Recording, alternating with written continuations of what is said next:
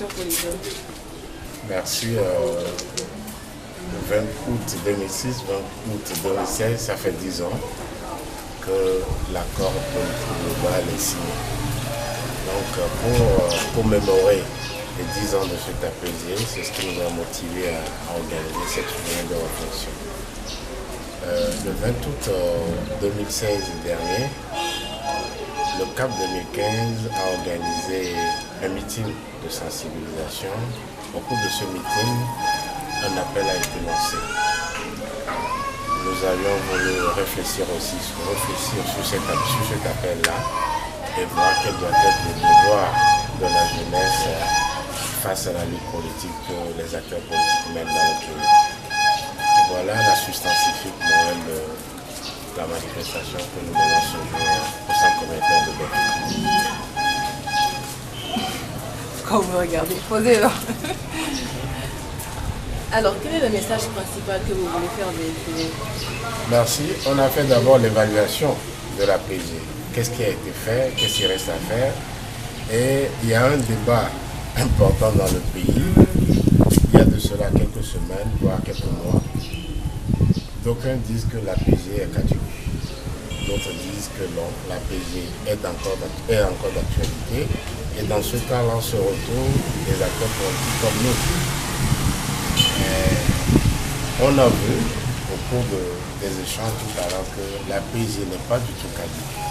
Il y a certains points qui sont accomplis et d'autres demeurent.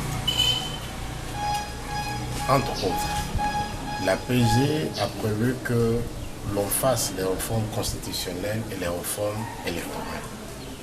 Au jour d'aujourd'hui, les réformes électorales ne sont pas faites de manière consensuelle. Qu'est-ce que nous mettons dedans? Le découpage électoral n'est pas consensuel. Il y a une disposition de notre constitution qui dit que tu sois togolais du sud ou du nord, tout le monde est à un même niveau, c'est-à-dire l'égalité et l'équité. Alors que si vous prenez le découpage électoral actuel, dans la commune de Lomé, il faut un nombre important d'électeurs pour élire un député. Et le nombre d'électeurs que vous prenez à Lomé pour élire un député, vous prenez la moitié de ce nombre d'électeurs-là pour élire un député dans une autre partie du pays. Cela viole notre constitution. Il faudrait qu'on s'asseye, qu'on réfléchisse sur l'une de ces dispositions. Autre chose, le fichier électoral, les experts de l'OIF qui étaient venus la dernière fois dans le pays ont remarqué que le fichier n'est pas bon. Il faudrait qu'on aille vers la confection d'un nouveau fichier électoral. Il y a aussi la publication instantanée des résultats sortis des bureaux. Vous êtes de la presse, est-ce que vous êtes autorisé à publier ces résultats-là qui tombent dans le monde? Non. La HAC ne nous donne jamais l'autorisation. Alors qu'il y a une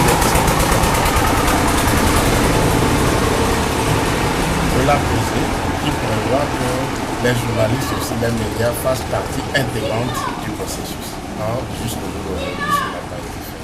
Donc, on a revisité tout cela et on dit que la PG est encore d'actualité et qu'il faille aller de l'avant et que les acteurs politiques se remettent en scène pour que le rendez-vous constitutionnel qui va arriver dans peu de temps ne soit plus un rendez-vous manqué. Vous mettez l'accent sur l'engagement des jeunes, et ça aussi. Alors, quelle doit être la contribution de cette jeunesse? Merci. On a remarqué que la pauvreté va de manière galopante dans le pays. Et les jeunes se démotivent davantage au jour le jour par le fait que le parti au pouvoir distribue 2 000 francs par-ci, 5 000 francs par-là. Et que tout cela contribue, je ne sais pas quelle est l'expression appropriée utilisée, mais les jeunes ne s'intéressent plus à la chose politique. C'est pourquoi on a institué un thème aujourd'hui qui est l'engagement citoyen. Ça a été développé. Il y a également un autre thème qui est l'indignation.